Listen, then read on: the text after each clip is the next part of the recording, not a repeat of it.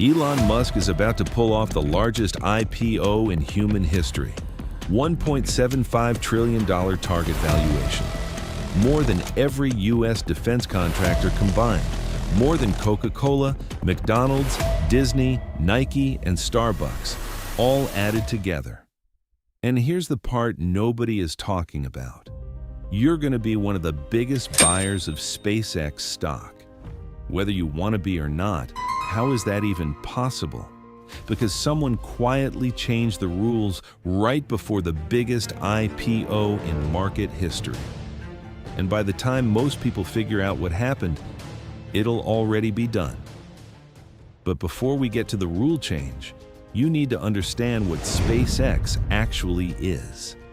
Because what the public thinks it is and what it actually is are two completely different things. If you ask 10 people on the street what SpaceX sells, most will say rockets. Some will say Mars stuff.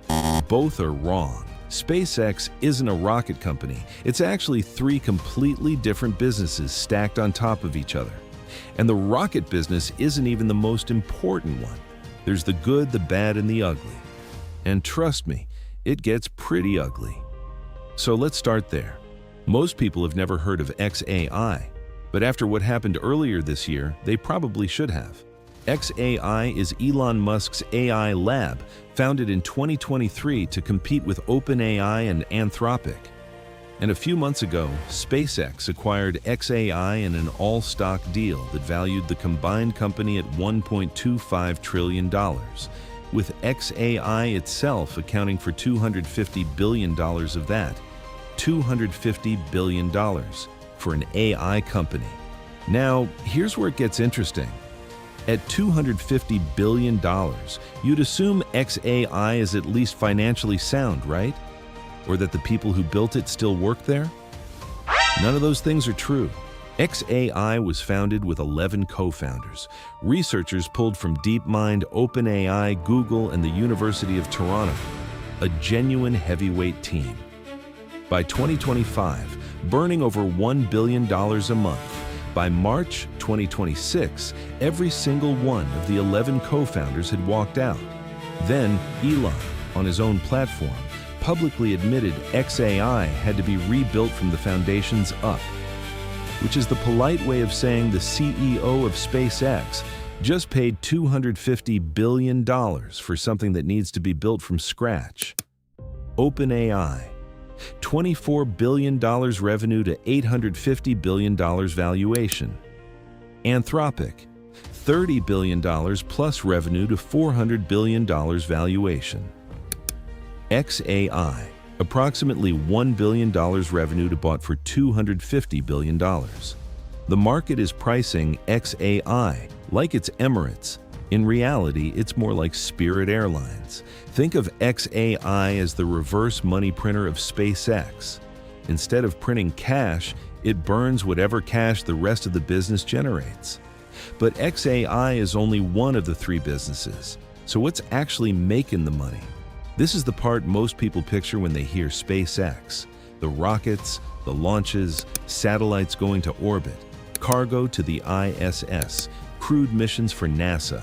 Rocket business revenue last year, roughly $4 billion, which sounds impressive until you compare it to a $2 trillion valuation. Then it suddenly doesn't sound impressive at all. And here's the kicker. The rocket business represented only about a quarter of SpaceX's total revenue last year. So if rockets are only a quarter of the revenue, what's the other 3/4? And this is the part most people never see coming. Meet Starlink. Not the rocket business, not the Mars mission. This is the crown jewel of SpaceX. Starlink is a satellite internet provider. The answer to the question, what if Comcast but in space? Which sounds like something a venture capitalist tweets at 3 a.m. Except Elon actually built it. Launched beta 2020. Active satellites, 10,000 plus. Subscribers, 10 million plus across 150 countries. 2025 revenue, $11.4 billion equals 61% of SpaceX's total. But the revenue isn't even the most impressive part. Here's what actually blew my mind. 2 years ago, 41% profit margin. Today, 63%. Over 20 points of margin expansion in just 2 years. The margins aren't just good, they're accelerating. And Starlink isn't just consumer internet.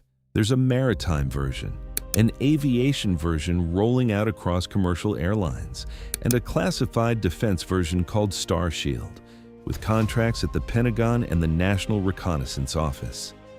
So here's the real SpaceX, a satellite internet company that prints cash, a rocket business valued like it's already colonized Mars, and an AI lab burning $1 billion a month.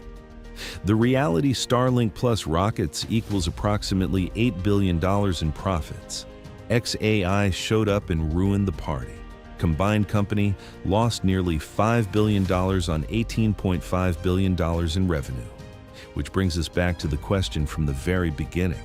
Who is buying SpaceX at a $1.75 trillion valuation? And the answer is still you. But here's how it actually happens. On May 1st of this year, Nasdaq adopted something called the Fast Entry rule. With SpaceX reportedly targeting a June IPO date, the timing of this new rule is extremely convenient. The Nasdaq 100 is the gold standard index for technology and growth companies. There are over 200 investment products with more than $600 billion in assets tracking it, which means once you're in the index, every passive fund that follows it is forced to automatically buy your stock. Billions of dollars of guaranteed demand.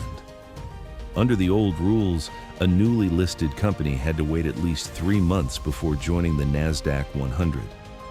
That waiting period existed for a reason, to give the market time to discover the actual price before passive funds were forced in. The new Fast Entry rule cuts that waiting period from 3 months to just 15 trading days. But that's not even the change that matters most, because there were 2 other rule changes that almost nobody is talking about. Rule change 1, waiting period, cut from 3 months to 15 trading days. 3 months of price discovery compressed into 3 weeks. But there's more. Under the old rules, a company needed at least 10% of its shares available for the public to buy and sell before joining the index.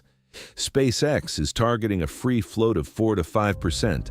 Under old rules, automatic disqualification. Under new rules, minimum is gone. SpaceX qualifies. Rule change 2, free float minimum, eliminated entirely. And then there's the one that really broke my brain. Because buried inside the technical language of the new rules is something called a hidden multiplier. Rule change 3. For companies with float under 20%, Nasdaq now treats it as 3 times bigger than it actually is. A 4% float gets weighted as 12%. A 5% float gets weighted as 15%. So let's put this all together. They changed the listing requirement so SpaceX joins with just 5% publicly trading, a float that was an automatic disqualification 6 months ago. They cut price discovery from 3 months to 3 weeks, and they told every ETF to treat SpaceX's float as if it were 3 times larger than it actually is. They built manufactured demand, and it doesn't stop at SpaceX. OpenAI and Anthropic are both reportedly eyeing public listings this year. Both will almost certainly list under the exact same configuration. Nasdaq didn't rewrite the rules for one company. It rewrote them for a class of companies. SpaceX was just first in line. Now, here's the final piece, and this one personally gets me. Most IPOs allocate 5 to 10% of the offering to retail investors, regular people like you and me. SpaceX is targeting 30%. SpaceX's CFO told a room full of bankers on the record that retail is going to be a critical part of this IPO. The reason he gave?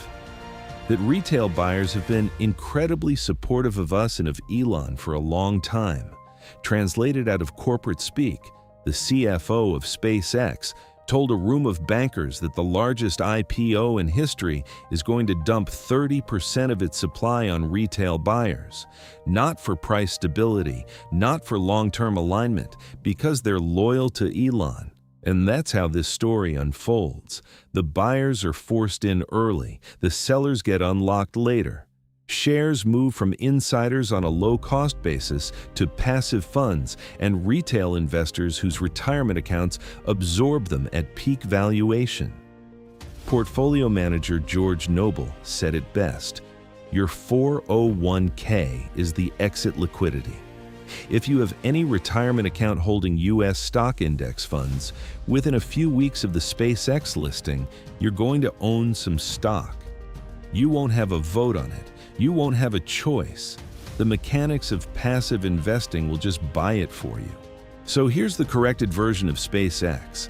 3 businesses that combined lost $5 billion last year, listing at the largest IPO valuation in human history. And we're all going to be buyers automatically because the rules were quietly rewritten to make sure of it. Passive investing was sold to you as the smart move. Low fees, diversification, set it and forget it. And all of that's true. But there's a part of the pitch nobody mentioned. The same mechanism that buys the index for you automatically also buys whatever gets added to it, without your input, without anyone asking you. The feature that makes passive investing convenient is the same feature that makes you a guaranteed buyer for anyone who can squeeze their way into the index. And right now, somebody just squeezed their way in. If this video gave you a clearer picture of how this actually works, hit that subscribe button and drop a like on the video. Comment below, are you buying SpaceX when it goes public? Or does this change how you think about it?